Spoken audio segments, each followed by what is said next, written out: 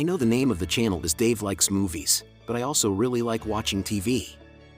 Today with streaming there's a lot of great TV series to choose from, although I also still like to go back and watch fun TV shows of the 1990s from when I was a kid. One of my favorite shows from that era was the teen sitcom Saved by the Bell. It was super campy with questionable continuity, but I didn't care. It's a lighthearted and fun show about 6 high school friends, and it defined early 90s television. The whole backstory of how the series started is also very interesting. So with all that, this is the 1990s TV show, Saved by the Bell, 10 Things You May Not Know. Number 10. The original idea of the series was created by Peter Engel, who was encouraged to do so by then NBC president Brandon Tartikoff. The teen series was originally titled Good Morning Miss Bliss, starring a former Disney Child star Hayley Mills playing a teacher at John F. Kennedy Jr. High in Indianapolis, Indiana. The pilot was aired on NBC on June 11, 1987 in primetime and featured notable child actors, Brian Austin Green, Jonathan Brandis, and Jaleel White, who went on to find huge fame as Steve Urkel on the popular TV sitcom Family Matters. Number 9. The pilot of Good Morning Miss Bliss wasn't picked up by NBC, but it was retooled with new cast members and moved to the Disney Channel. It kept Hayley Mills as Miss Bliss, but it became more centered around the students who were aged up from the pilot and featured student characters, Zack Morris, Samuel Screech Powers, Lisa Turtle, Mikey Gonzalez, and Nikki Coleman. Good Morning Miss Bliss ultimately wasn't successful, airing only 13 episodes before it was canceled by the Disney Channel. These episodes were later reworked as Saved by the Bell episodes, framed by Zack telling the audience about his days in junior high, although they never explained why it was located in Indianapolis, Indiana. Number 8. President of NBC Brandon Tartikoff felt there were strong elements in Good Morning Miss Bliss and revived the project without Hayley Mills. At the time, NBC had lost a lot of 10 to 12-year-old viewers for their Saturday morning cartoon block, so Tartikoff came up with the idea to air this new teen show in a Saturday morning time slot to regain some of the older preteen audience. The series was retitled Saved by the Bell and retained characters Zack, Screech, Lisa, and added characters A.C. Slater, Jesse Spano, and Kelly Kapowski. Peter Engel also moved the setting of the show from Indiana to a semi-fictional Los Angeles, California location called the Palisades. Most of the series took place at Bayside High School and the Max, the cool burger joint hangout. The Max was designed with a lot of neon colors and late 1980s aesthetic designs to make it appealing for kids to watch during the traditional Saturday morning cartoon time slot. Number 7.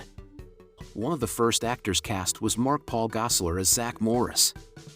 Gosselaar in real life was much more reserved and disciplined than the Zack Morris character he portrayed. In fact, his hair color was actually very dark, and the producers of the show had him bleach his hair blonde for years throughout the run of the series. Gosselaar has said that he never watched the show because he was too insecure and didn't want to second-guess his performance. Years later, from 2020 to 2021, he actually did watch the show for the first time though, for a rewatch podcast called Zack to the Future.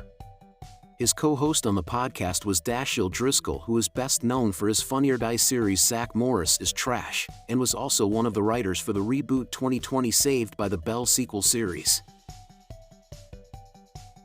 Number 6. Dustin Diamond was only 11 years old when he was cast as Samuel Screech Powers. Series creator and executive producer Peter Engel has said that he wouldn't have cast Diamond if he'd known how young he was. He later angered Diamond by repeatedly noting his immaturity compared to the other cast members who were all about 3 years older than Diamond. Later on, Diamond had reflected back on the show and was bitter about how he hadn't felt accepted by the rest of the cast due to the age difference. Number 5. The character of A.C. Slater was originally written as an Italian-American John Travolta type who wore a leather jacket.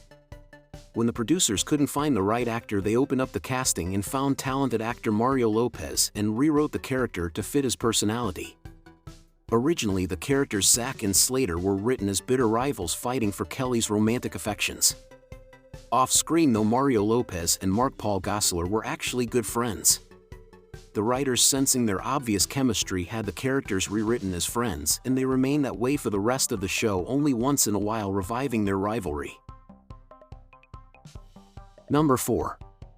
Many actresses auditioned for the role of Kelly Kapowski, and it came down to Tiffany Thiessen, Jenny Garth, and Elizabeth Berkley. Garth lost the role, but she would go on to star as Kelly Taylor in another teen show, Beverly Hills 90210, which also featured Tiffany Thiessen later on. Eventually Thiessen won the role of Kelly Kapowski, and Elizabeth Berkley was later cast as Jessie Spano, which was rewritten specifically for Berkley to play. Number 3. One of the more famous episodes is Season 2 Episode 9, titled Jessie's Song. In the episode, Jessie forms a pop music group with Kelly and Lisa, with Zack as their manager. With the stress of her new singing career and midterms coming up though, Jessie becomes addicted to caffeine pills.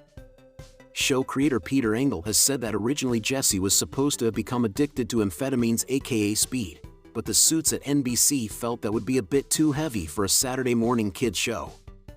Aside from changing speed to caffeine pills, the script made no changes to Jessie's behavior or reactions, resulting in one of the most notorious and funny very special episodes from 1990s TV.